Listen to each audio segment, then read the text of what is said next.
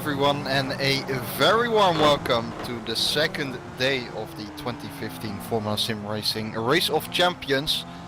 As I said, it's the second day. Yesterday we had the group stages. They are left behind though, and the top two from each group stage has been, or the top two drivers from every group stage have been advantaged to the knockout system, which we are going to face right now. We've got 4 matches coming up, so to speak. Those 4 matches consist of 3 rounds. And we are going to start off with Peter Briljak and Mohammed Patel, 2 teammates obviously at Twisted this year. It'll be interesting to see whether Patel can get some kind of revenge or whatever in this little series we have going on, which is a lot of fun. Chris joins me today as always. Chris de Jong, how are you?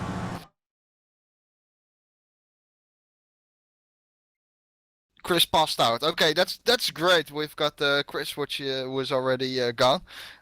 We'll keep on going though. That's no problem. This is warm up. Presumably, the drivers from or the drivers who want to could practice a little while, but I doubt for a long time because we should be racing very soon. As I said, we've got 4 matches here in the quarter-finals. Peter Briljak against Mohammed Patel, Bigazzi against Leitner, Kweiko against Brzezinski, and Kiss against Eros Mashouli. And having said that, we have had a change because Bigazzi isn't feeling well. Bigazzi, if you're listening, hope you get well soon, mate. But Bigazzi is being replaced by George Winter, our German guy, so he is going to replace Bigazzi, which means Leitner against Winter. And Chris is finally here. Chris, I thought you passed out. Yeah, no, I had to feed my turtle. I heard what you said, but... Ah, okay. Yeah, they need food as well. What did you feed the turtle? A pigeon. Ah, okay. Pigeon meat. They love pigeons. So here we go, finally, the final day indeed, and the tensions are high as you just described. Who doesn't want to be the ROC champion of this year? Who doesn't? Raise your hands. So indeed, Mohammed Patel against Briljak. That's going to be awesome. That's indeed going to be awesome, that's for sure. We have baby Formula cars again. Remember that we have 3 rounds in each match and it's best of 3, so when a driver is 2 up after 2 rounds already, the 3rd round will not take place. Well, here we go. Both are equally off the line, and I'm really curious to see who will take this one. And aren't we all Patel against Briljak already? A really nice fight this early on the day.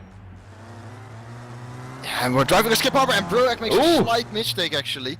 These cars are so tricky to drive. Yeah, I know, Briljak making a mistake. But these cars are so tricky to drive on cold tires. You really need to take about 1 lap to warm them up, and then they provide grip. But with these slick tires, they really do need to warm up. And the gap after 1 lap is 1.6 seconds, so it's going to be about damage limitations right now for Briljak. Maybe he can even climb his way back. Steering lock 24 in there, or something like that.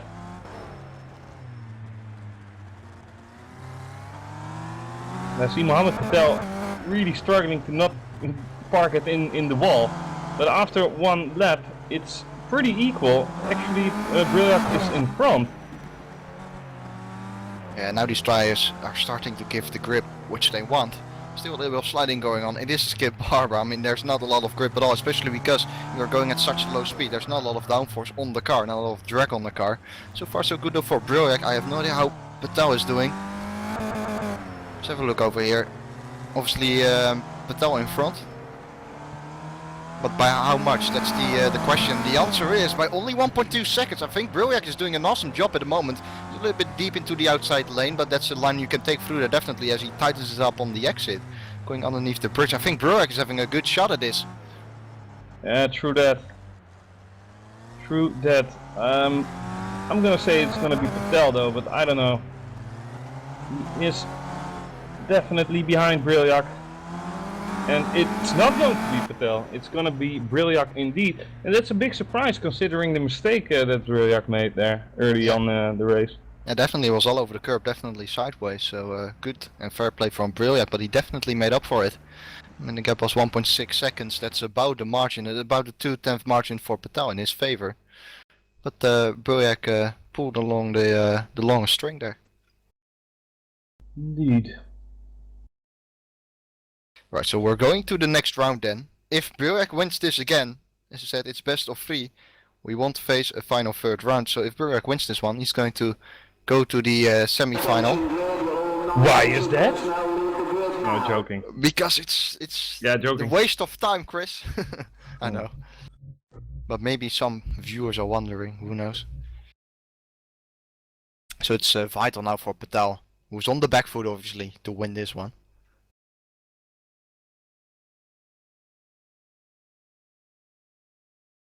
Oh, good. Yeah, that's a fair job.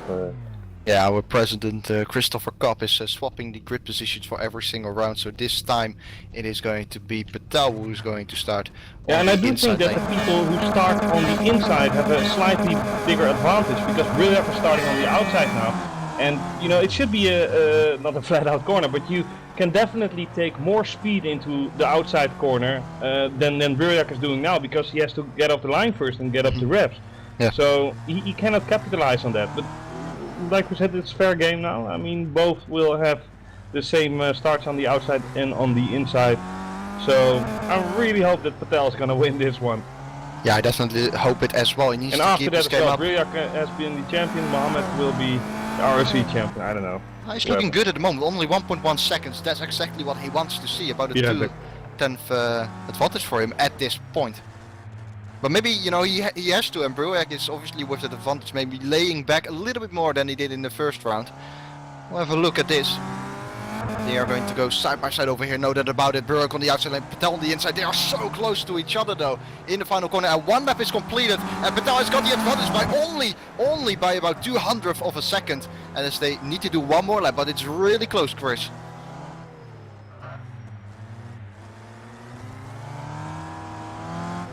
Looking really nice and tidy over here. But is that the way to go? You need to be sometimes a bit more aggressive. I'm not going to comment on that though. Previously it was about 1.1 seconds. It definitely looks a little bit larger than that. Is it larger? No, as Patel touches the outside wall, it is indeed larger. 1.3 seconds. Patel needs to do something outstanding in this final circulation here, this final lap, in order to get through, or at least make it a draw. Can he do it? I doubt it. I can hear Brilliant already coming over the bridge right now. There we go. Brilliant on the outside, like Patel on the inside. Patel has had a really good final lap once again. He's on the inside over here. They're going to be so close coming across the line. We'll take it. It's Brilliant actually who takes it by 300ths of a second compared to Mohammed Patel. What a fantastic second round that was. But it is going to be Brilliant who is going to go through to the next round, as he is 2 up after the first 2 rounds. But boy, were they close. Patel even saying not bad for a number 2 driver. But I really thought that Patel had it over there. Patel had the advantage. I thought that it was his time to win, but Brilliant actually having a better exit because of that outside line. You carry more speed down the straight and therefore cross the line first, but only by 300ths of a second.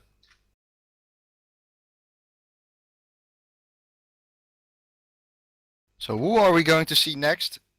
Usually it was, normally it was going to be Bugatti against Leitner. Having said that, Bugatti is obviously not here. I explained it before.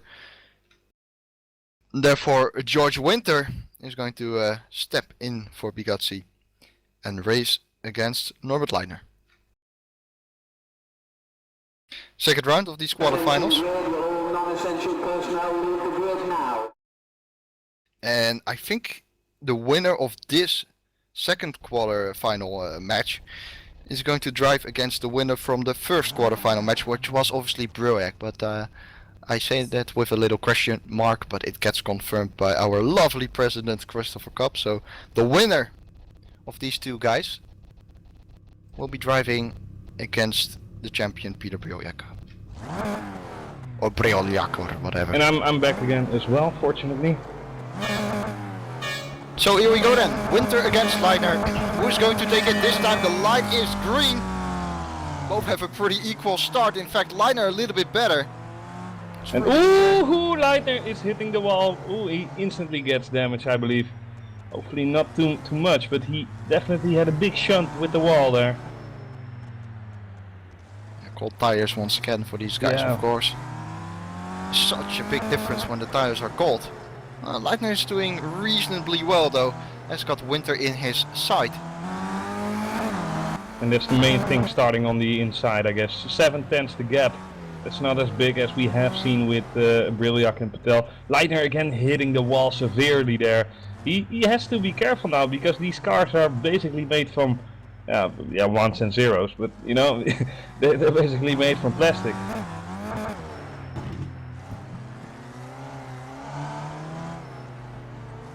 They are very sensitive to damage indeed. Leitner across the line though, he is about 7/10 up on Winter. So it's definitely going really well for him at the moment. Tires are starting to warm up now, providing a little bit more grip. Times are going to drop. And can Winter do anything about that?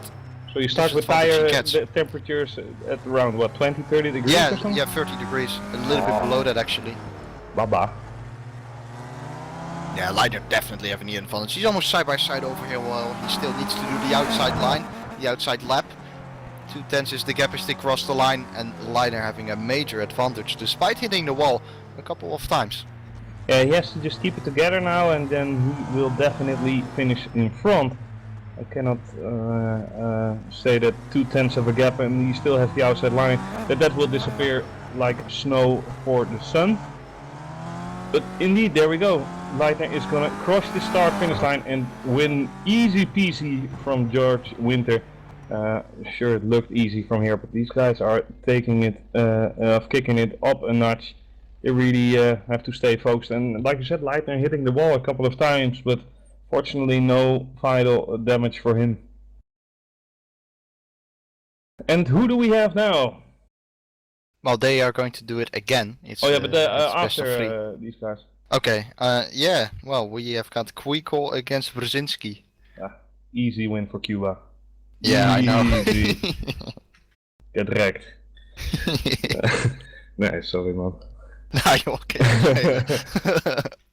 Okay, so hopefully they will, we obviously have to swap the positions to make it fair and square. Yeah, it's the same story as last time basically. If Leitner wins again, then it's over for Winter. Basically, we should make a toss for maybe a third round. You know, for who gets to choose who's on the outside or on the inside. Because personally, I would start on the inside, to be honest. How would you do that? Yeah, because on the outside here, like Leitner will do. Yeah, I know, but how would you do that? Oh, just flip a coin virtually. No, I'm just gonna say a number under the 10, and they have to guess it. They obviously cannot hear what we saying. Okay, there we go then. Ooh, Winter slowly off the line, but nevertheless he is off. The man is stalling on the grid here. Leitner, ooh, drifting it through the corner there under the bridge. He really wants to have this win here, and who doesn't? I mean, definitely one of my favorites of the day, Norbert Leitner for ROC champion here. He crosses the start-finish line with 1.9 seconds lead. That was definitely caused by the big drift there. He kept it nicely together. Also, I didn't see George Winter his lap. He might have made a mistake. 2 seconds, almost 2 seconds is a big gap, and George is not a slow guy at all. Well, George is keeping it really composed, but fair already, to say, it's fair to say that Leitner is beating him at the moment. After one lap already, the gap is going to be 9/10 of a second, and I doubt Winter can make that up. And Leitner knows it obviously. He just has to keep it together and composed. But George still has the outside after this, right? Or I believe he does. This is not the end of the race. But I think the gap is a little bit too big to overcome that, even if he has the outside line. It's well above 2 seconds, 2.6 seconds to lead now. I mean, yeah, you can almost do it with a keyboard now. But no, on a serious note, Leitner just has to keep it together, and he will finish this race and advance to the next round. Really curious to see how those NASCAR cars will drift through here. But there we go, Norbert Leitner for the win. He advances to the next round, and it's bye-bye, zwaai for George Winter. Auf Wiederschnitzel.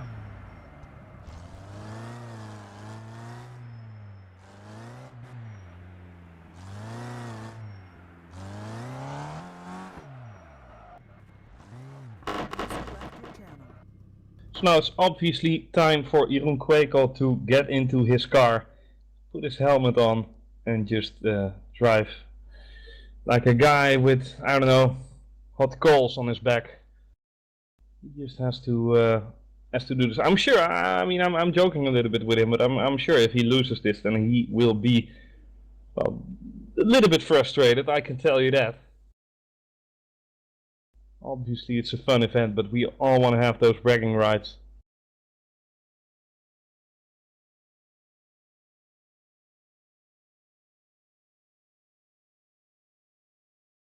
So here we go.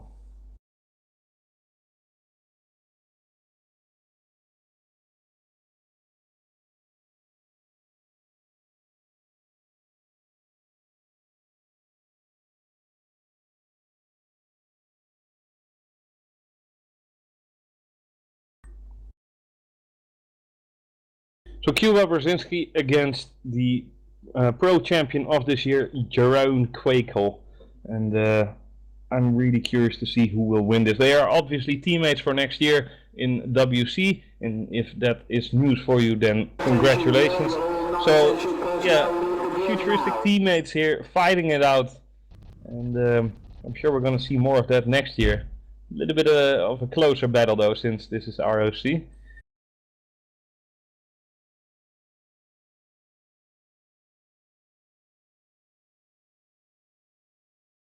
And there we are.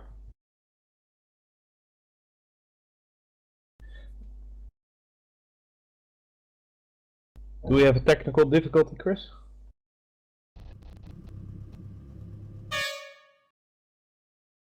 I think we have a little bit of a problem with the server or something, maybe grid positions.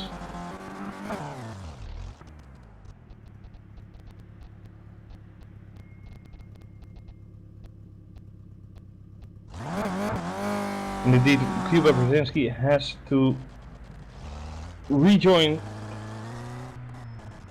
since he has his wrong tires on. Wouldn't be a nice idea to drive with wets.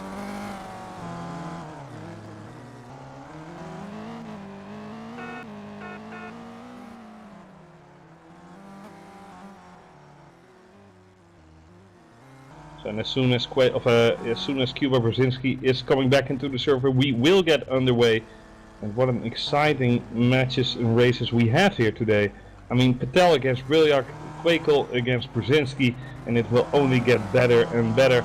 A few years ago in 2012 we still had Stoffel van Doorne who competed in the ROC, but it was his friend Jeffrey Rietveld who managed to win this event. Sadly, he is not here today.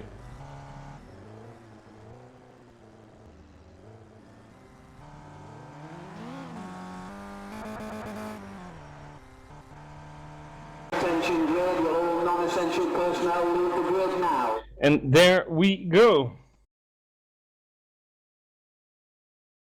Kwekel against Brzezinski, both on the soft tire compound.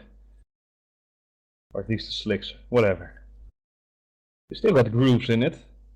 Like back in the day in Formula 1. Well, back in the day, it's 10 years ago.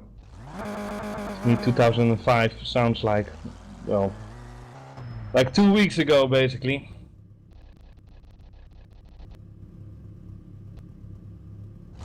Here we go, Kwekel against Brzezinski. The lights are going on. They will undoubtedly go off. Here we go. Evenly off the line though. Not really any guy with an advantage there. And Kwekel keeps it really steady and composed through the first few bends. Cuba as well, but seems a little bit more aggressive. And you almost can feel the tension here between the teammates. Brzezinski sliding a little bit through the, well, hairpin corner there, but manages to, well, keep it clean and tidy. The gap is, well, just 6 or 8 tenths like that. Now it's time for Kwekel to go around the outside.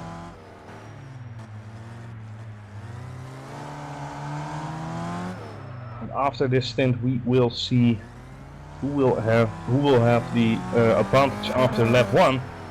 For the time being, though, it seems like it's gonna be Quakel. It will definitely be Quakel. So after lap 1, 5/10 difference between Quakel and Brzezinski in the advantage of Quakel. This is the moment where Cuba has to, well, basically deliver for himself. He has the outside line now. Quakel on the inside, on towards the bridge. And whilst Cuba definitely took the lead this time around, Quakel is, well, not really far away, 6.8 tenths. Basically 7 tenths behind Cuba. If he keeps it together now, then I'm sure Quakel will get it. And obviously, like Quakel said earlier on, the tires need a little bit of mileage in order to get heat in them. He is now on the last stint and he has all the heat that he can get. And he was on the outside, that will become the inside, and he will win Heat 1. GG, well played, Jerome Quakel. 151.651. And half a second after that, it's Brzezinski. Now it's time for Brzezinski to start the other way around, so for Quakel. Let's see if it makes a difference. We haven't yet had drivers doing 3 stints, I believe. After that we will do a toss.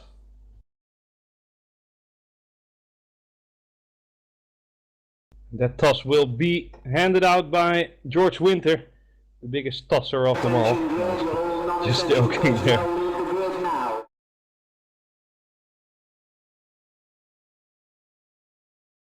So Cuba against Quakel, round 2. Quakel starting on the outside, Brzezinski on the inside. Like I said earlier, I do think that the inside line on starting in does have some advantage. Also, you end on the outside, so that would mean that you would have your last stint or your last go around on warmed tires. Nevertheless, a mistake is easily made. Hopefully not so for this guy. These guys, we want to see action. We want to see tension. I'm sure the tension is there with these two guys. And off the line they go. Quakel instantly in the attack modus. Really aggressive through here. Almost hits the bridge there whilst driving underneath it. Cuba drifting a little bit before the bridge. Quakel, well, did an amazing job in my opinion. Definitely a second shy. Second 7.5 tenths, close. But I think he can live with that. Ooh, and Brzezinski is off. Brzezinski was off there onto the dirt. This is gonna be a messed up lap for Brzezinski and he knows it. Hopefully for him he can keep it together now. Quakel here, wow, he carries so much speed through that corner. Definitely hitting the apex there. Whilst he still has the outside line, it's equal after 1 lap. That's really good to see. Even after that mistake from Brzezinski. Brzezinski will still have the outside line on the second time around. Quakel giving it every inch of the way here. Eager to put the pedal towards the metal. It's a big gap, guys. It's a really big gap. 1.4 seconds. Cuba Brzezinski has to find now around the outside. So it's not over yet, but he is going full attack mode. And why shouldn't he be? Brzezinski has to deliver here to keep himself alive and his aspirations in order to become the RFC champion. Last couple of bends. Quakel really diving in there. This is going to be tight though. This is going to be tight, but it will be Quakel with the victory. And again with 151.6. So similar times from Quakel in both races. So we will have Quakel who will advance to the next round. Whilst Brzezinski is doing a double barrel roll. That's a nice job. But yeah, GG, well played again. So all 2-0s here. No 2-1s or 1-2s. And I think the lucky bird is with us again. Yeah. You're so lucky. Like, there's no skill involved. What? No, joking. You did a flawless job. You did you did a 151.6 twice. Okay. Really a nice time. And now we have Daniel Kiss against Eros Mashuli. Attention grid, all non-essential personnel leave the grid now.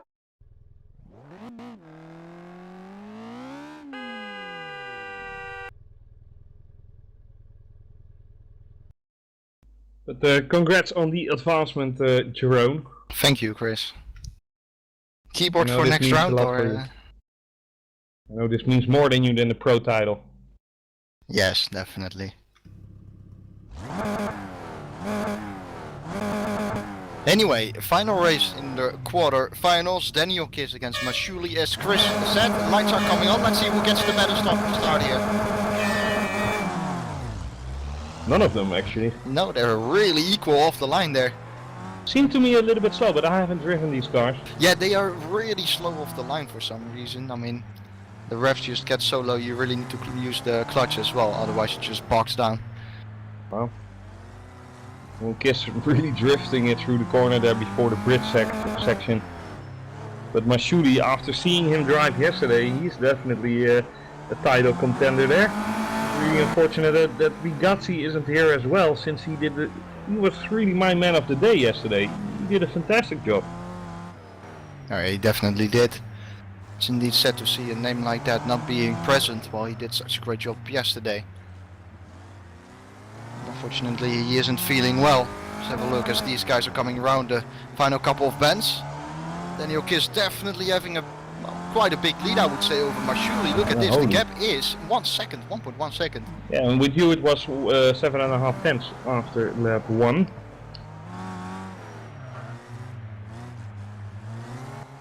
Let's see what they can do. I mean, Eros basically has to. He has nothing to lose now. He knows it on his timing board. And he just has to push it all over the track. And it seemed like he did a really nice job in doing that.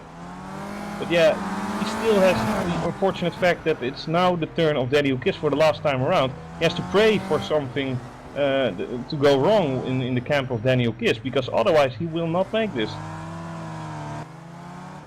Well said. Kiss having the advantage on the outside and should get this one if he doesn't make any mistakes. Mashuli comes across the bridge right now, goes to the penultimate corner, while Kiss is already in the final corner, and he is going to win this first round quite easily from Eros Mashuli by 1.5 seconds. Yeah, and only a tenth faster than Jerome Quakel, 51.586, whereas Quakel did a 151.6 there, 2 times in a row.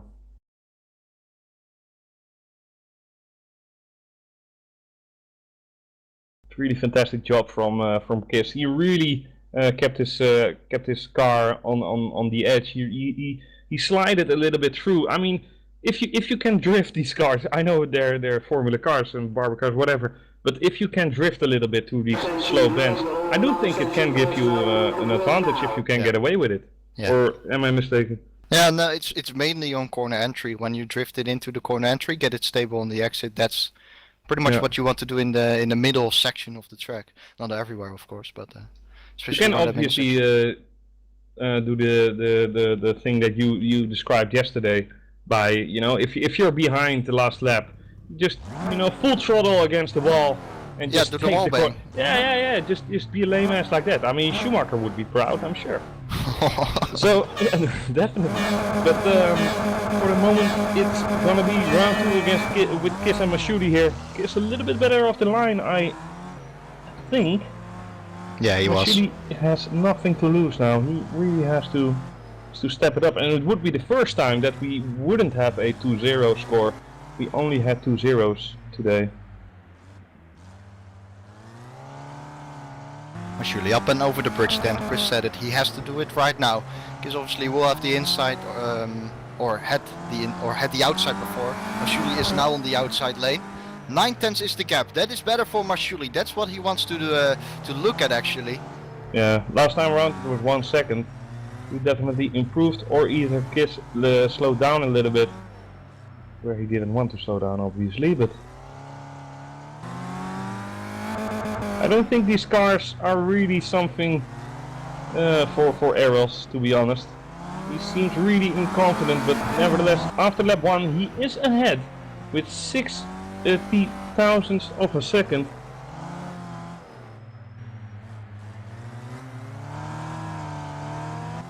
But can he keep on to it?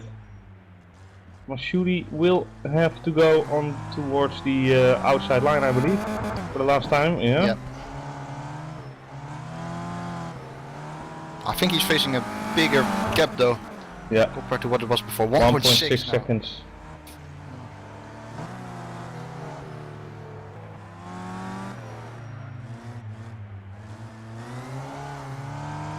Let's see if Eros can drag another battle out of this fire, because Kiss is really in front. Oh, last corner around. This is going to be close, but it's not going to be Masudi. It's going to be Kiss again with a 151.9. So he definitely laid off 4 tenths there, Kiss, but Yeah. it was still okay to claim the victory here.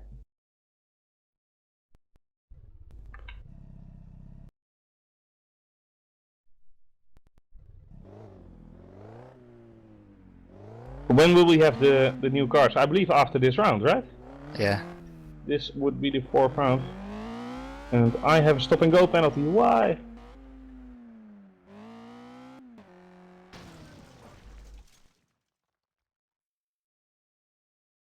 Okay.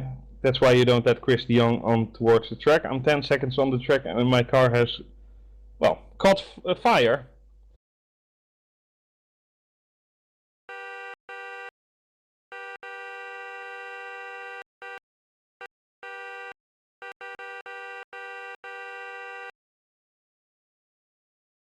Who do we have up next? Who will see? Okay, so we will already have the new cars then, I presume, and I believe it will be the Renault cars.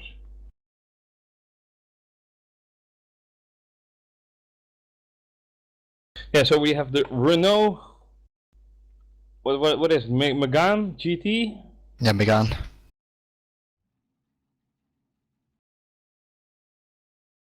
I thought we already had the F3s, but so we don't have the NASCAR car thingy.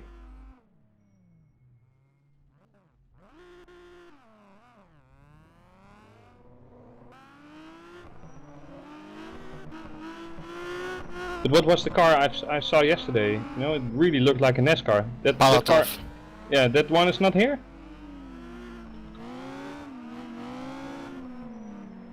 Oh no, in the finals that's lame.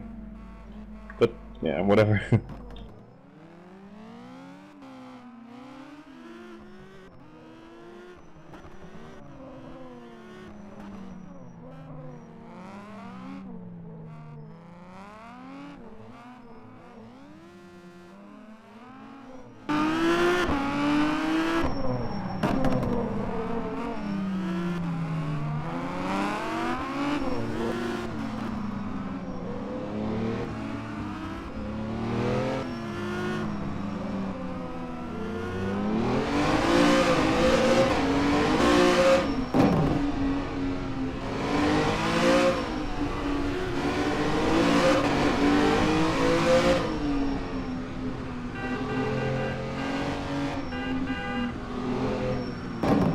So, how do you like these cars, Jeroen? Better. I definitely think this is the best one so far, in fact. I think most people like it because it has got quite a bit of grip, it's got quite a bit of power as well. And it has 4 wheels. It has 4 wheels and a steering wheel as well, yeah.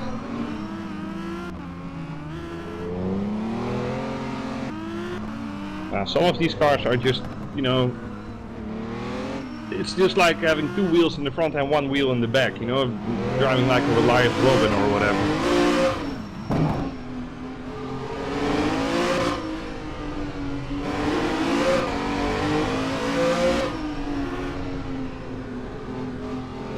And I'm going to alt top for a minute there, so rest in peace rFactor 2.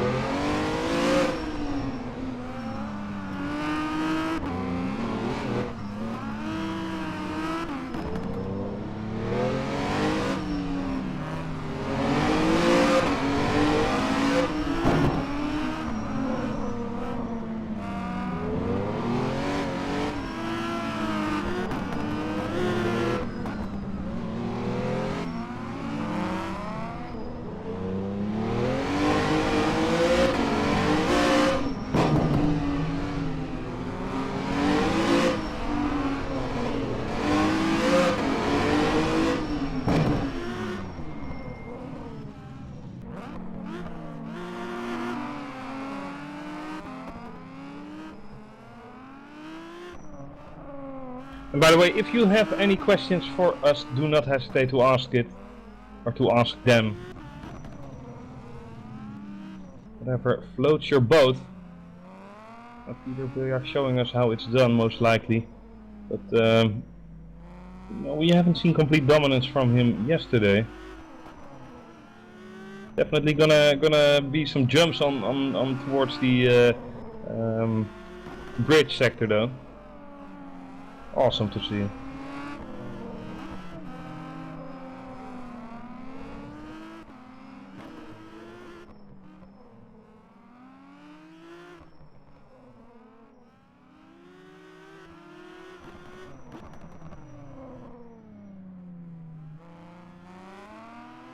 Copy.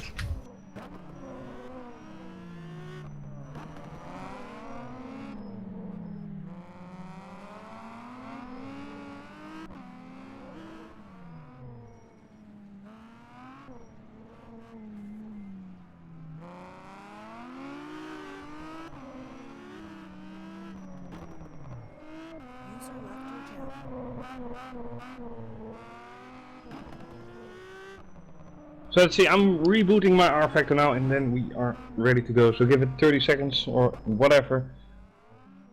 And then we are ready to see who's gonna win this one. When do you have to drive, Quakel? Hmm? He left the chat, holy man.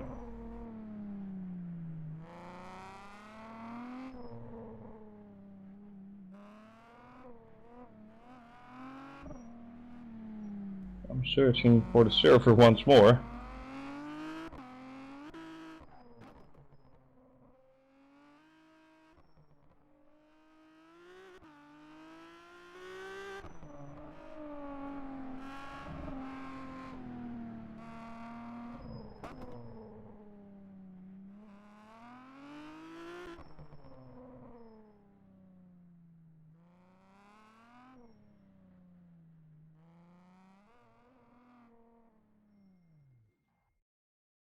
And I'm connecting now, and then we are ready to go off once more. Unfortunately, I do miss a lot of drivers. I mean, no offense to Norbert Leitner, he's doing a fantastic job at the moment. But yeah, being a race, having a race of champions, you know. But on that aspect, I don't want to make the comparison to from Norbert Leitner towards Susie Wolf. But yeah, you know, Susie Wolf isn't a champion as well, so on that aspect we can have some drivers on that. But I would have loved to see some others. I don't know if we have seen Michele D'Alessandro yesterday. Did we see Michele? I didn't think he... oh, we did. Well, I just forgot about Michele. How can I do it? That porco dio. But yeah, nevertheless, we are ready to go. Riljak against Leitner. This will be the race of Leitner, his life, basically. I really hope that Leitner can win this. Not only because I like the guy so much, and I hate that fast twister guy. No, joking, Peter is a nice guy, but you know, he already claims the championship hands down, basically, in WC. So if Leitner can take this one, it would be muy feliz for me. I would be very, very happy. I'm sure Leitner would be as well, and basically Leitner has nothing to lose. On paper you would say Briljak would win. That's only on paper. We are ready to go. The lights are going off right now. Full rest. it's a long wait, but Leitner is actually off the line a little bit better. And we're gonna see some fast lap times here. Look at these. Look at the grip these cars have. They have a bigger window, or a smaller window in terms of operating temperatures. You don't want to drive a Formula car onto a kart track, but with these cars it's a little bit more manageable, a little bit more controlled. I get the feeling. It's definitely Leitner on top after the first segment, but that's not a surprise since he started on the outside line. Now it's the turn of Peter Briljak, and in about 20 seconds we know where we are. And who will have the definite lead and who will have to, well, catch up a little bit after that first lap. And it's definitely Briljak who takes the lead after lap 1 and, well, not taking any prisoners there. 1 second the gap. So Leitner has to find 1 second now. Come on, do it, Norbert. Catch that fast bastard Peter Briljak. Has been basically unbeatable this year. Can he be beaten by Leitner? This doesn't look good. We only have 1 segment to go, and ooh, Leitner really drifting it through though. +1 for the termination there. Really showing us that he wants it. But you know, with 4 tenths to spare and Briljak on the outside line, I would put my money on Briljak by now, but you never know. Maybe Leitner can use the Quakel tactic. He's not doing it, he's a fair guy. So it's Peter Briljak who will take the victory in race 1. 1:38.585, fastest times we have seen all weekend. And not a big surprise actually. These cars are really nice. Not only look nice, but they're really fast.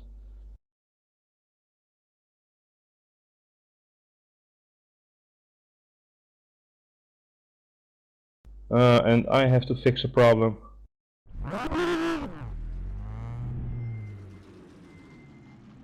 And the problem is fixed. Of course my rFactor crashes again. Viva la rFactor. I'm really sorry, Chris.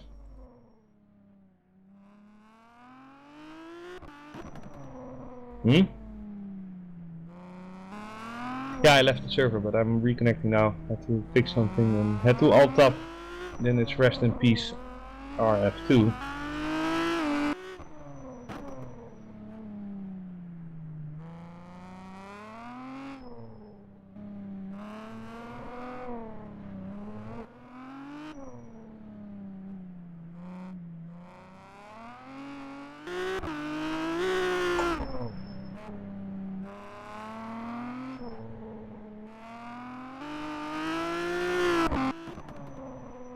Well, sorry for the hold up. Quakel also had a little bit of a problem, but we are getting underway in about 10 seconds, and then we will see if Leitner can actually make it 1-1. Would be nice though, because we, like I said earlier, we didn't have any 1-1s till now. It's all been straight wins, you know, 2-0, 2-0, 2-0, 2-0. It's basically clear language amongst the drivers there. I'm ready to go underway again. I'm sure the drivers are as well. I sure am. Attention grid, all non-essential personnel leave the grid now.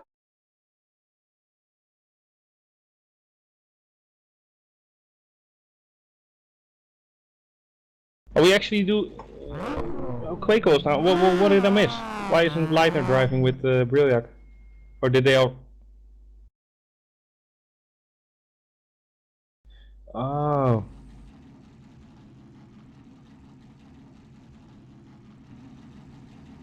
But it's 1-0 now for Briljak against Leitner.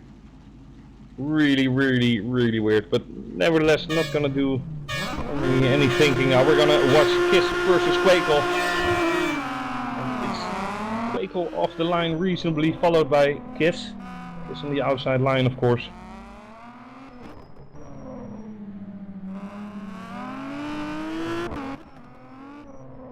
Whoever starts on the inside line here will definitely have an advantage, since we're not doing 2 multiple starts where we switch the grid. And I believe we are going to the other cars in round 2, and if it's a tie we're going to do a round 3 in a different car even. So that's the plan for that. Quaker looking really confident around these few bends. So does Chris. Or Daniel Kiss, sorry. And look at that, look at how close it is. Kiss seems to be in front by a hair basically. 1/10 the difference after lap 1. Kiss now on the outside line, but Quaker can end on the outside line. That's always nice to have. Quaker now keeping it composed, keeping it together. Put the pedal to the metal once more, having a little bit of a jump over that bridge. And after that jump you instantly have to, well, basically stamp on your brakes. 1.7 seconds the difference between Kiss and Quaker right now. Quaker definitely has to give it everything he's got, and he is giving more than everything. He is into the walls, and this is not gonna end well. Kiss is gonna win this round hands down after that mistake. But yeah, nice job from Kiss though. Really nice job.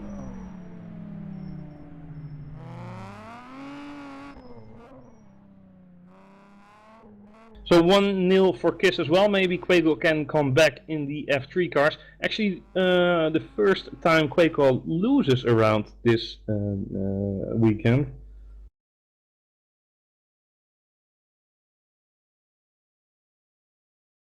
So now we're gonna do a switcheroo towards the Formula 3 car.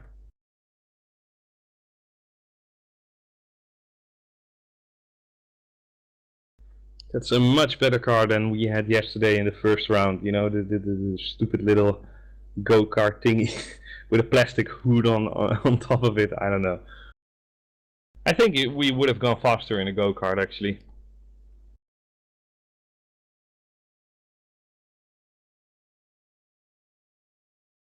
So now it's time for the old school Formula 1 of Formula 3 cars.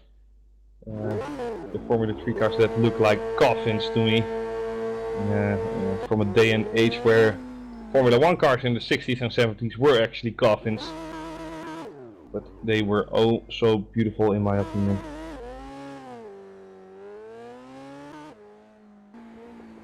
You still here, Chris? Because my rFactor seems to crash again.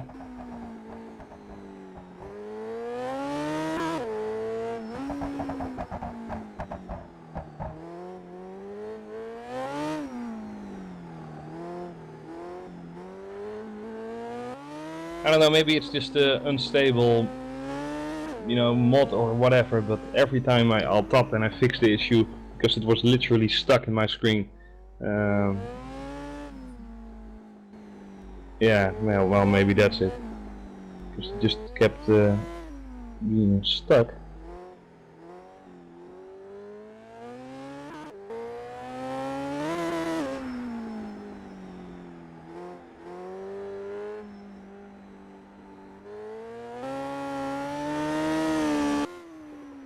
Hope you guys enjoying yourselves at home. This is really a nice event to commentate on, mainly because there's no pressure as well. It's just about fun and laughs and a little bit of a competitive atmosphere as well amongst the drivers. But when the lights are off, I mean they are just, you know, funning, riding towards each other. So definitely a mellowed out mood compared to a race weekend. And that's how it should be as well, I think. I mean, if you're testing for the Race of Champions, you know, for 10 hours plus, then you have no life whatsoever, in my opinion. But who am I? These drivers are about to be ready.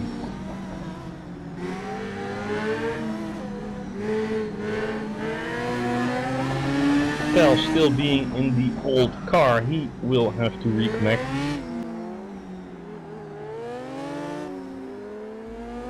He's effectively out. I really don't get why we do best of threes and then just solo rounds, but you know, whatever.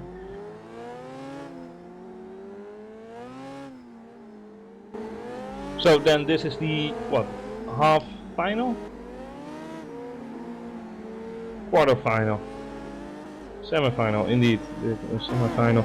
So, and it's again best of one. So why didn't we have the best of three? But well, what? Yeah. But why isn't Quico out then? Oh, but I thought he was permanently out. So we do a best of three, but only with different cars. Yeah, but and if Norbert wins this, he has to drive another one. Okay. So it's a best of three, but with different cars. Right? Attention grid, all non-essential personnel leave the grid now.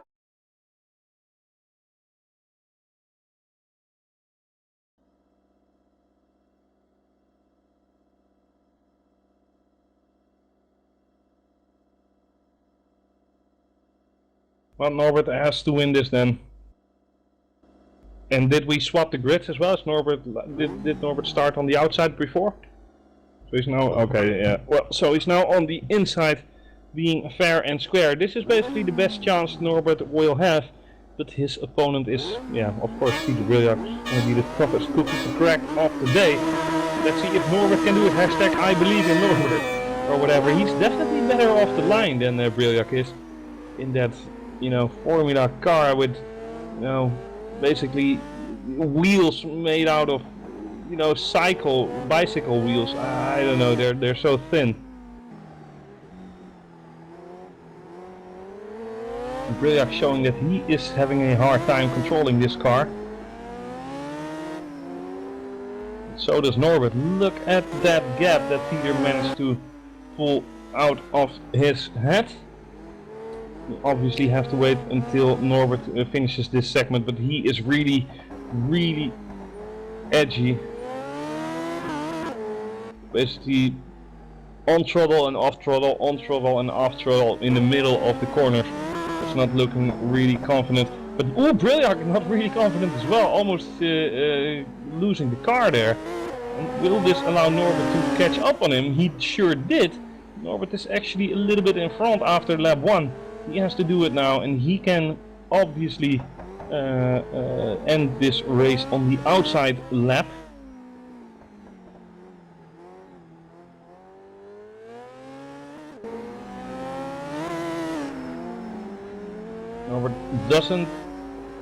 Norbert will not do any good if he gets catched out by himself. He has to do it now.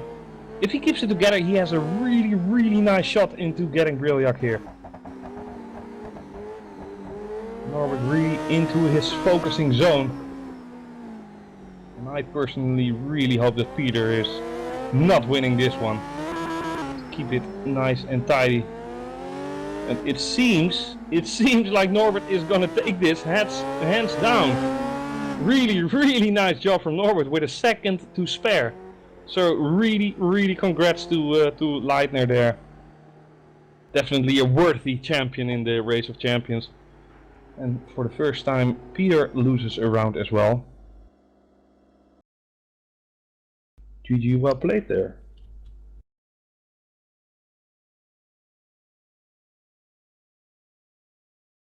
It's Peter's first loss indeed.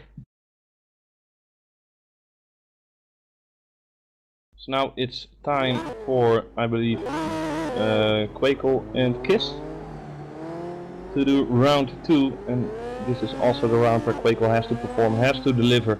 Maybe he can do the same thing as Norbert did, make it a 1-1, otherwise it's game over for Quakel, but victory for Kiss.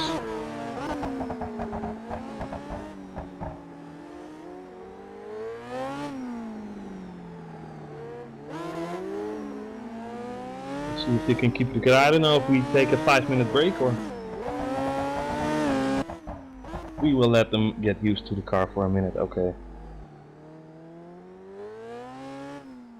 Well, that's fair and square.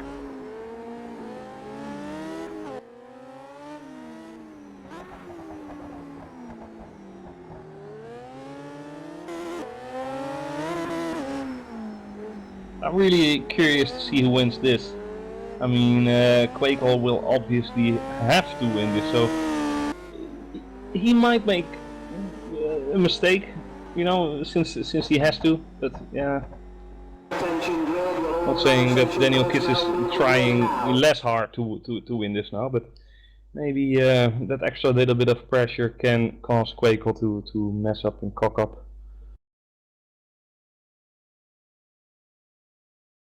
The good luck is coming out from Kiss though.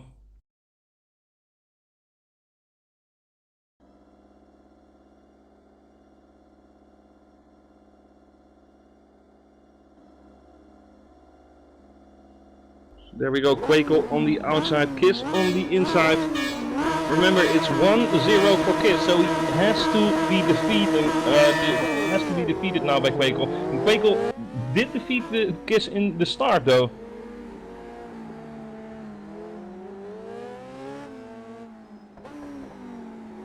Quakel looking composed on his throttle pedal. And so does Kiss. None of them want to hit the wall, obviously, but they're a little bit, you know, I wouldn't say too cautious, but ooh, Daniel Kiss definitely had a big shunt with the wall there. It allows Quakel to pull out a lead of 1.2 seconds on the first segment. So let's see, after Kiss completed this segment, where he will be after one lap. Quakel definitely in the favorable spot here. Kiss just not hitting the apexes as he wanted, losing tremendous amounts of time in the corners. But it is Kiss after lap 1 who will have the advantage. Quakel really has to give it everything he got right now, otherwise it's game over. Come on, Jerome Quakel.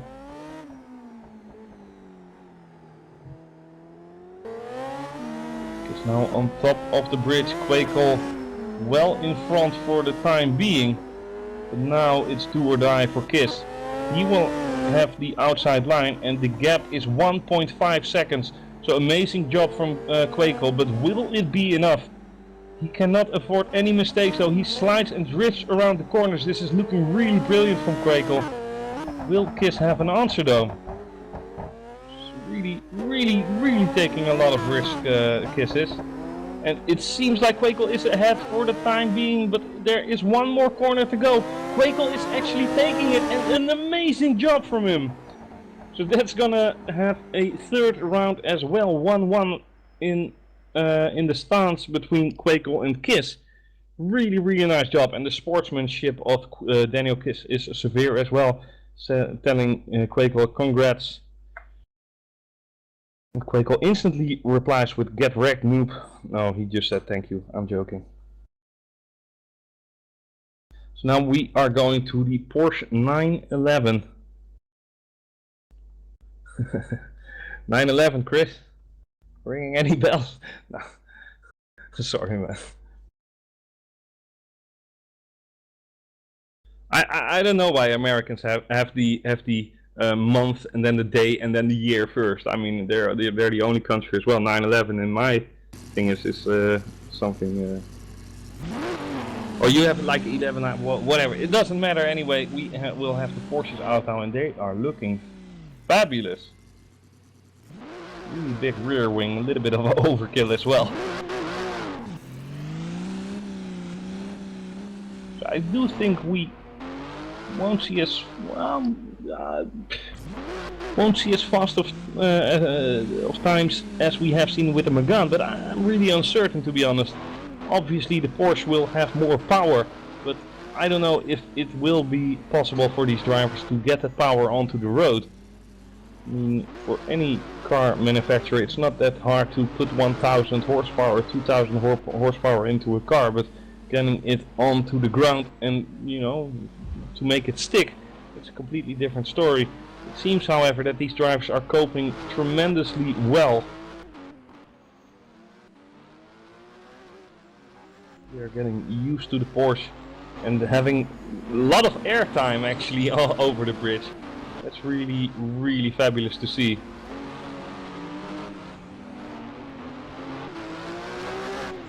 So is this the first time they can get used to the car as well, Cop?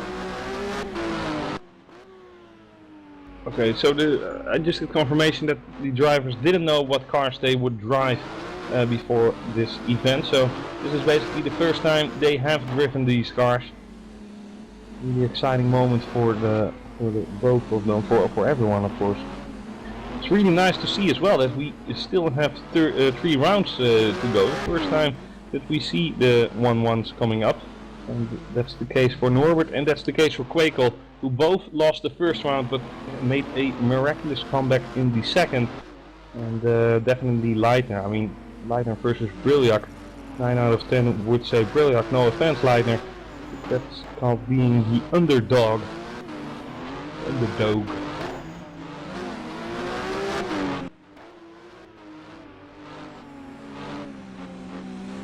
Well, Daniel Kiss topping the charts at the moment. And ooh, Daniel Kiss being upside down. Did you get that, Chris? Can we catch the replay? Just press R on Kiss. And you'll see him going through the corners here. Going over the bridge. Or not over the bridge, but taking the last corner, clinching the curb and just, you know, parking his car on top of itself. And for the guys who are familiar with the website whatthefuck1.co.uk or WTF1.co.uk, there was a Porsche race in, I believe, Aragon in Spain, where one Porsche actually landed on the top of the other Porsche, the other way around. It was an epic photo there of literally a Porsche being parked on top of another Porsche. So they must have strong roofs.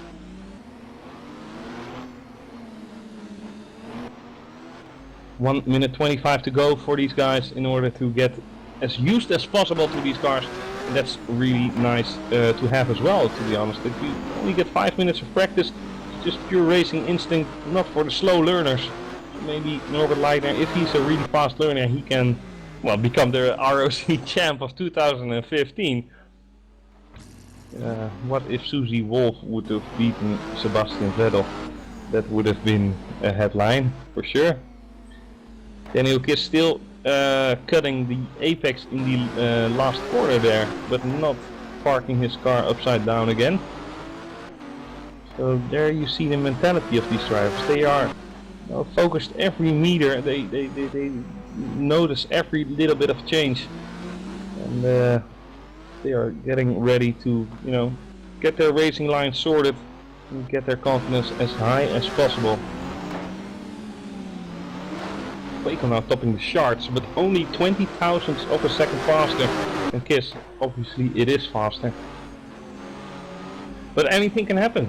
I mean, real Formula 1 as well. 1997 qualification in Jerez, where there were 3 drivers who had the exact same time on the thousandths of a second. I believe it was Schumacher, Frentzen in the Williams, and Jacques, overrated number 1, Villeneuve, driving in the Williams as well, who S3 had the exact same similar time on the thousandths.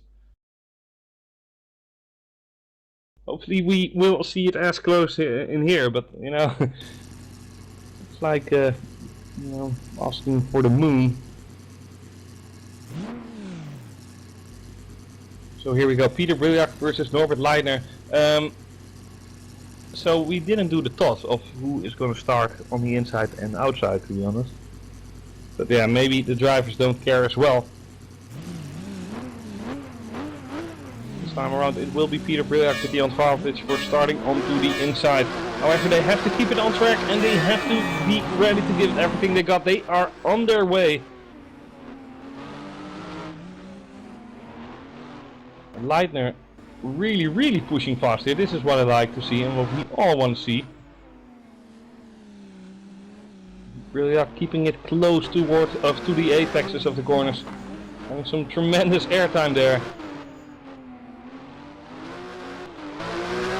And it's only 2-3 tenths in between them and Norbert Leitner. Ooh, that's a heavy shunt onto the wall.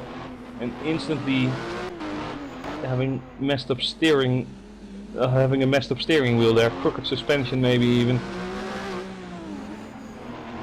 And yeah, Norbert Leiner trying every inch of the way, but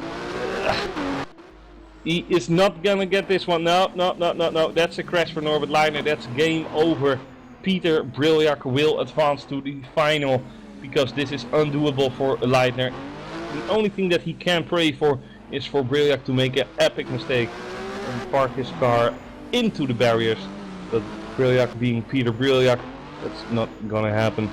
So here he crosses the start-finish line for one more segment to go, with Briljak on the outside and 1.5 seconds already in advance of Leitner.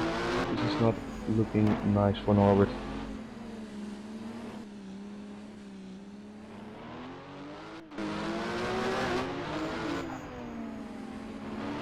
So there he comes, Peter Briljak across the start-finish line to take this race hands down.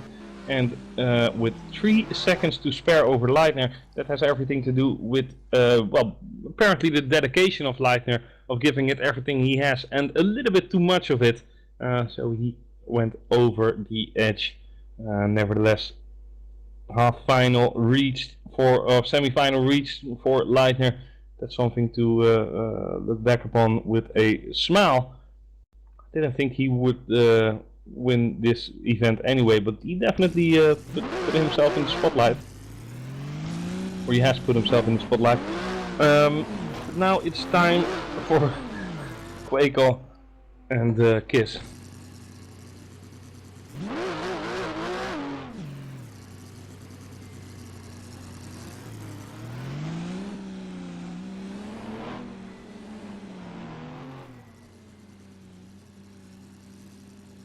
So Quakel versus Kiss, and it will be Quakel starting on the outside, I believe, and Kiss on the inside, I believe. But I don't know for sure. Time will obviously tell.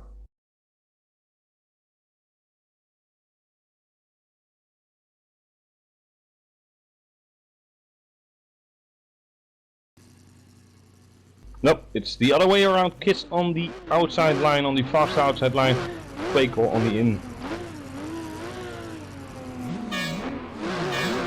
So here we go for the last final spot. It's Quakel with a fantastic start, like we are used to seeing from him in real FSR.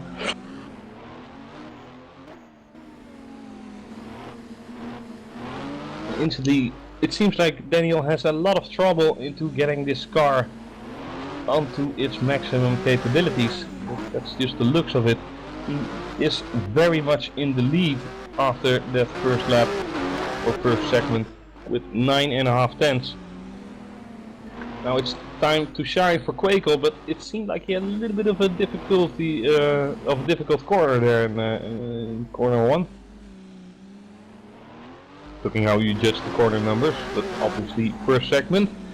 Kiss is flying alongside him, and after lap 1 it's Quakel who is second with only 2 tenths to spare. So Quakel will actually end on the outside, will have the advantage of starting on the inside, but he, you know, with only advantages you will not get there. You have to drive really fast to beat drivers like this. But ooh, big drift from Quakel, nice job, GG.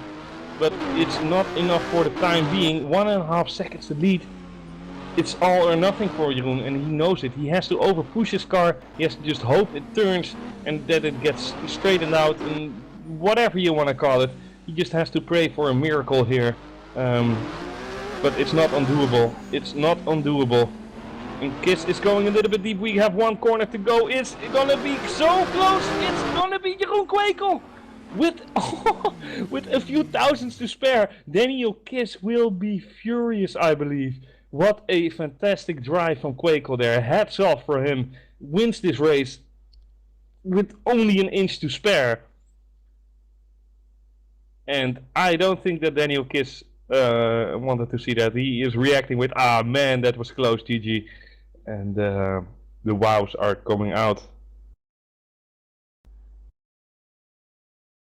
So the final of the Race of Champions will be Quakel against Brilliac. So, with a little bit of a coincidence, the only two champions competing in the Race of Champions are gonna fight for the title to become the Champion of Champions. So, at least we will have a champion as a Race of Champions.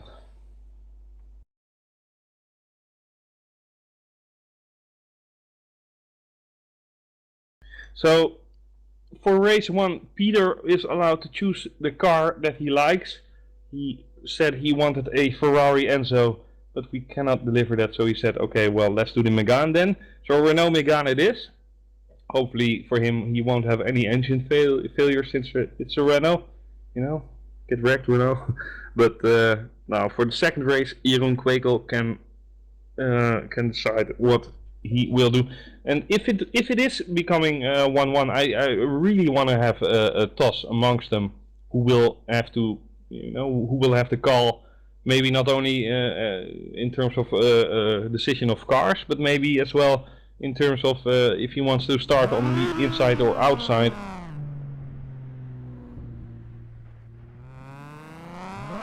So here we go, the final of the Race of Champions is about to get underway, and what a nice final it is. The two champions against each other, and these two guys will definitely be competitors next year if we see Peter Brilliac coming back to FSR.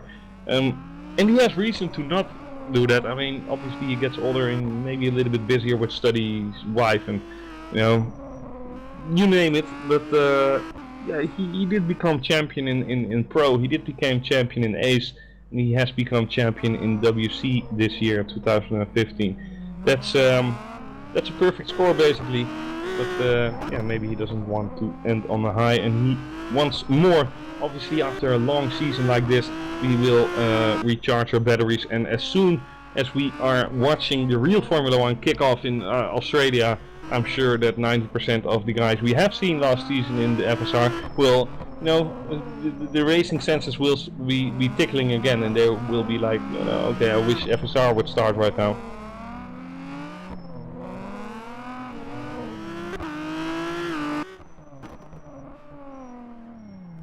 And what are you saying now? Quakel can pick the same car, but Peter will not be able to? You mean in round 3?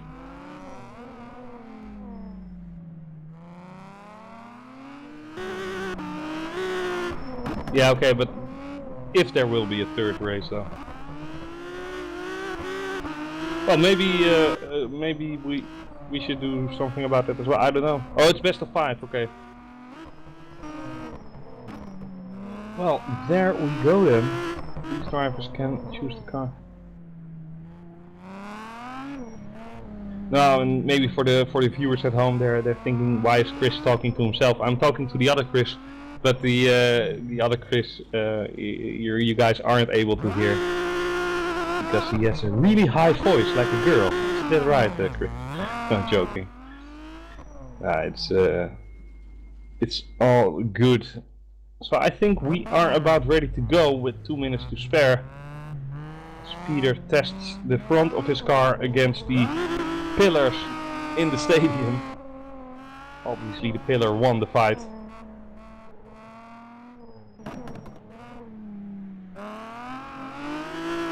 So the Renault Meganes definitely have the fastest speed here. They're even faster than the Porsches, basically because their operating window is a little bit low in lower speeds as well.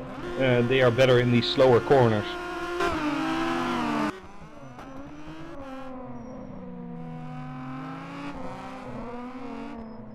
So hopefully we will see a nice clean fight.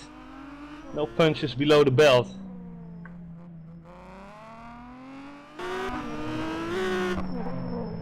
But flying over the bridge is definitely allowed here. Look at them side by side. This is gonna be a free warm-up. There they go. And it will be Quakel on the inside, Brilliac on the outside. And this is all mental games. I mean, there's 1 minute 20 onto the words on the clock, so they can both finish the 2 segments now. The only thing I'm wondering if Jeroen is going on, and he isn't. He pressed escape. No premature battle there. or pre-race battle, or whatever you want to call it.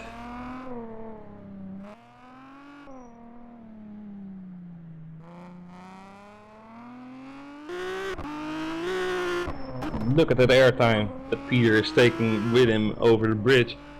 Obviously you cannot overshoot it since you don't have the space to get up to that much speed, but the jump can definitely catch you out of position. I'm still waiting for the guy who jumps a little bit crooked and just drifts through the next couple of bends. He will definitely get my Hero of the Day medal. But here we go, Peter Briljak against Jeroen Kwekel. And it will be the final of this race. Hey, just talk, Chris.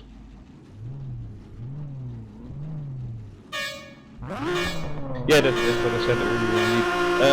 Chris just said the only 2 champions that showed up indeed, and indeed, ironically, they made it to the final as well. The final is underway, it's a best of 5, and Peter Briljak is on the inside line, so he will have the advantage this race.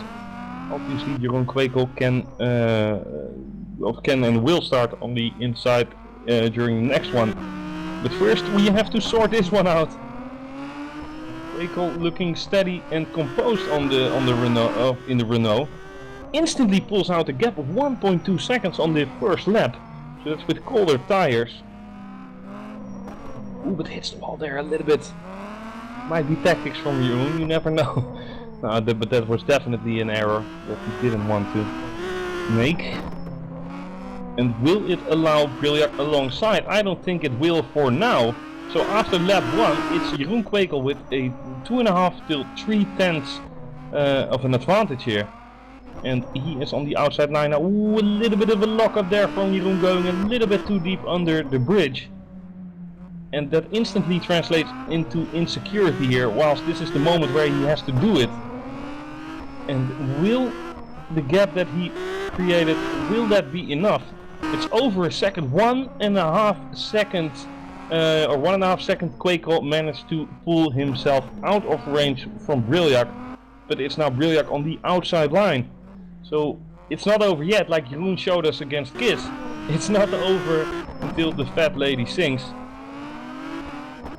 And this is going to be so close, but it's gonna be Briljak who takes the win. And yeah, only 1/10, so 1.5 seconds with 1 segment to go. And Briljak manages to find 1.5 seconds and 1/10 more. So really nice job from Briljak there. 1-0.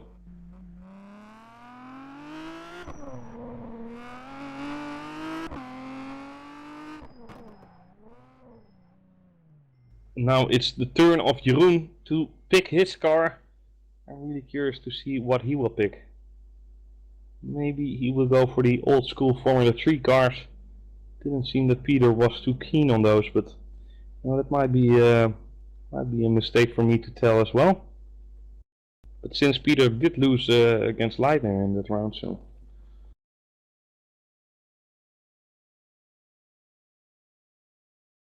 Well, Kwekel saying, may I drive Peter's car from this year with his setup, or is that not on the list? Peter is saying, okay, no problem. But Kwekel is going to the Porsche.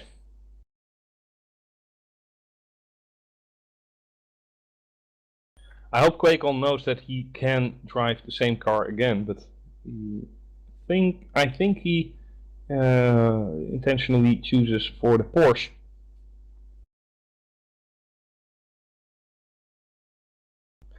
Can he pick the little car from yesterday as well, Chris? He can pick the little car from yesterday.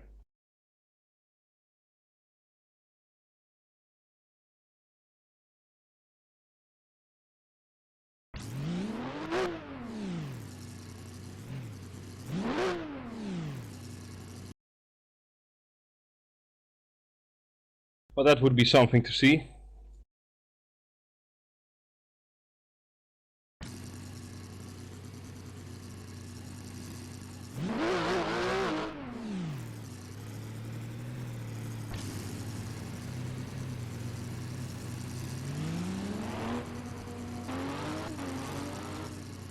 Yeah. Chris Kopp is just saying, surprisingly, he didn't pick the F3 because that is where Peter Briljak lost it. Indeed so. Maybe he's just really confident in this Porsche, and I do think that this round will go to Quakel. I just hope so.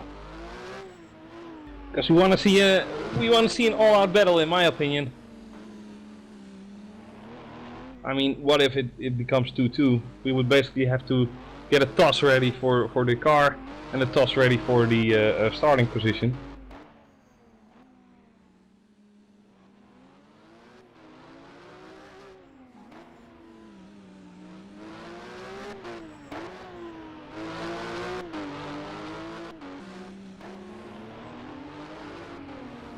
So as we make our way up to round 2, it would be really nice for Jeroen to at least win this one.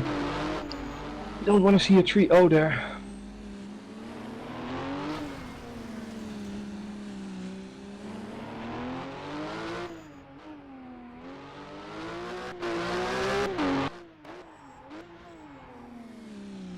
Quakel showing a little bit over determination in his practice run here, but it's ready to let it rip. We are going towards the second stint of this race, the best of 5 race. What an interesting position to be in for these two guys. Obviously it's a little bit of a mental blow, and finishing second here is not preferable for any of these drivers. They want to win, that's why they're champion.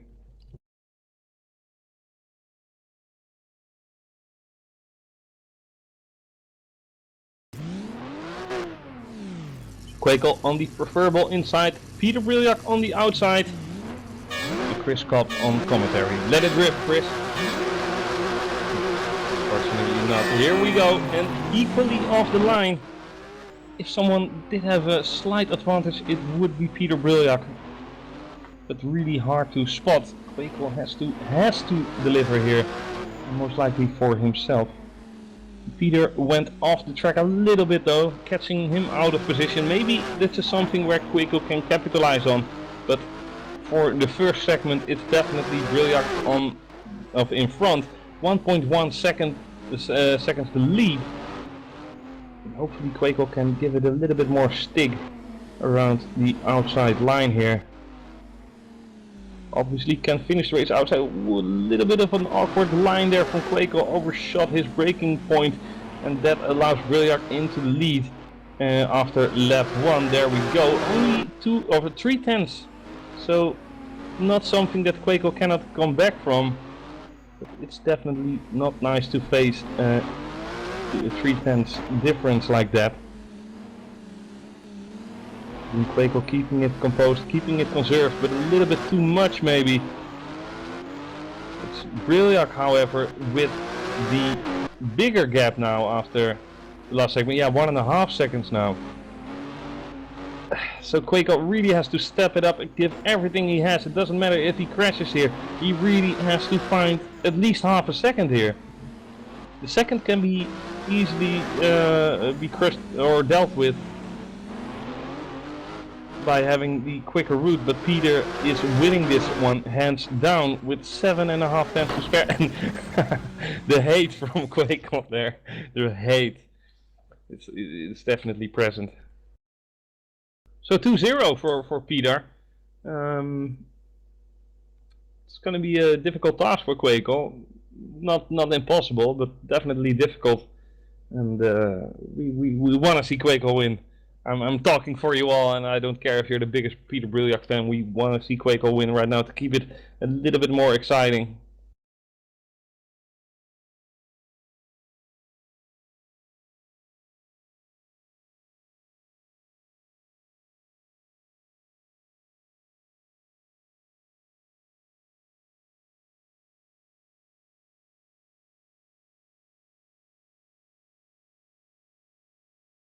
I really hope that Peter chooses the car from yesterday, the tiny little crappy car. But I don't think he will. I don't think he will do the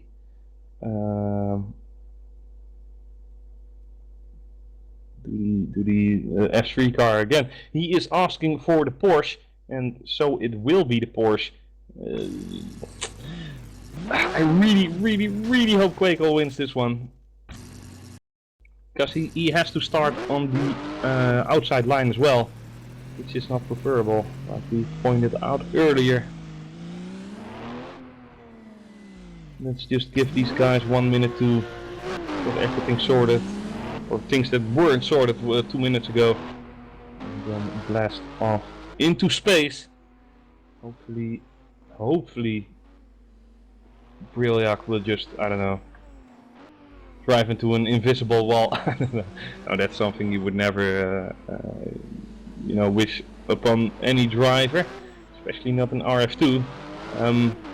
But yeah, I really want to see a 2-1.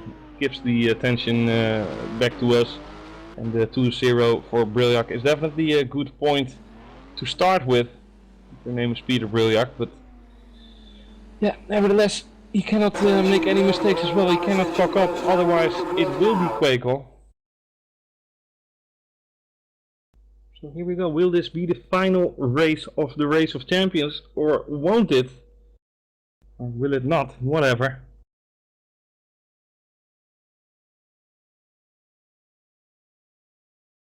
Brilliac obviously feeling at home in the Porsche. And who wouldn't be? Fabulous cars. I'm a little bit more of a Ferrari person, but it doesn't matter. Chris Cobb tells him that he likes Corvettes.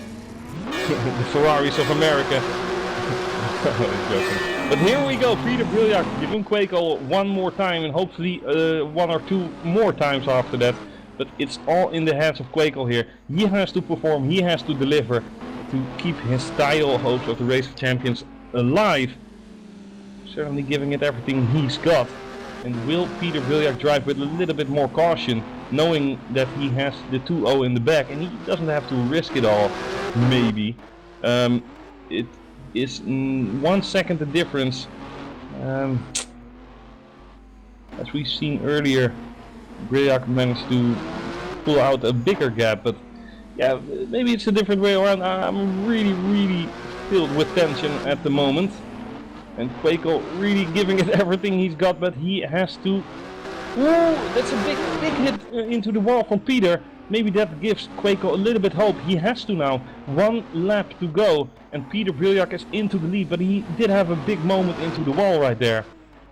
I mean, there's no problem getting your door damaged, but yeah, still.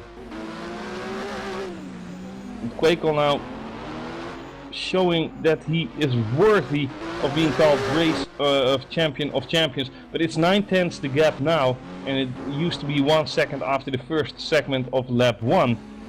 This is not really looking bright for Jeroen. He really has to pull everything out of the closet in order to catch Brilliac. Brilliac doing a fantastic job with choosing the racing lines, and this is gonna be Brilliac's here. Brilliac will be crowned the Race of Champions victory, or whatever, or victor. He is gonna be the Champion of Champions in 2015. I'm losing my words here, and Jeroen Quakel is losing his temper. And I'm really, you know, happy for Brilliac, but I'm really disappointed as well that it went down 3-0. It's a flawless victory for Peter. So yeah, congrats to Peter Brilliac, congrats to not even Twister Racing. I mean, Greco, if you're watching, you should have joined as well. No Race of Champions is complete with the familiar names. Unfortunately, we only had a few. Nevertheless, it didn't make the excitement any less, in my opinion. We have seen some great racing, great action the couple of days. And now it's into hibernation mode, right? And then getting into the winter series in about a few months' time. Nevertheless, we will have some special events coming up the couple of months. Maybe with the FSR mod. Chris, can you tell anything about that?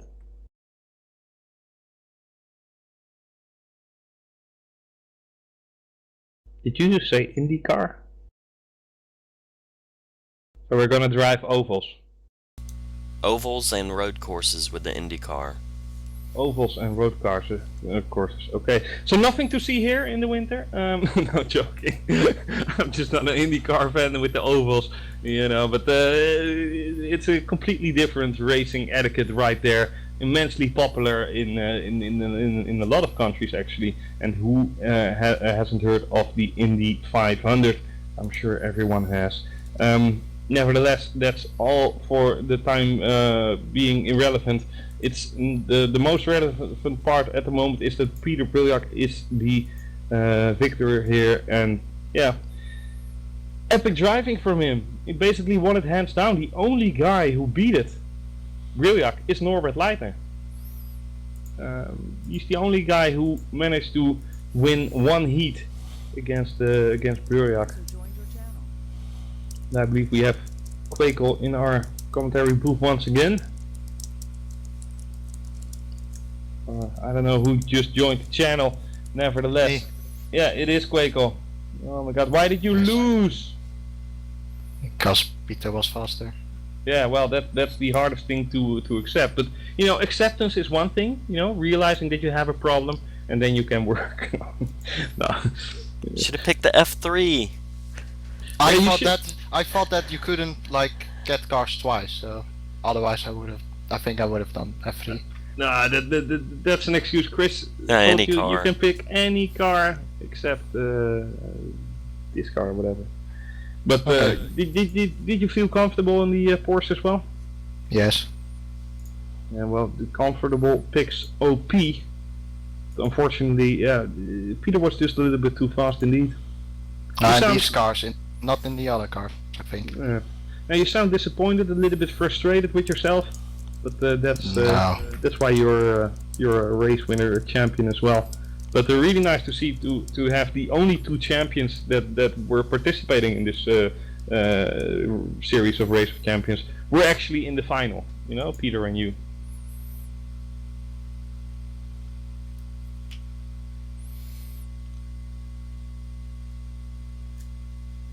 Well, Jeroen doesn't have anything to say anymore, and that's, you know, I understand that.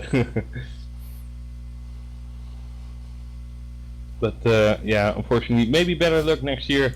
I'm sure we will be back next year, aren't we, Chris, with the Race of Champions? Oh yeah. And of course, there's a championship to be decided in the winter, like you know, Chris just mentioned to me, the IndyCar Winter Series will be held in a few months' time. So keep notice on our site. We're not going in complete hibernation. Also, what I want to point out, some special events as well would be amazing. Like, wouldn't it be perfect to do a special event at the Nordschleife? Chris?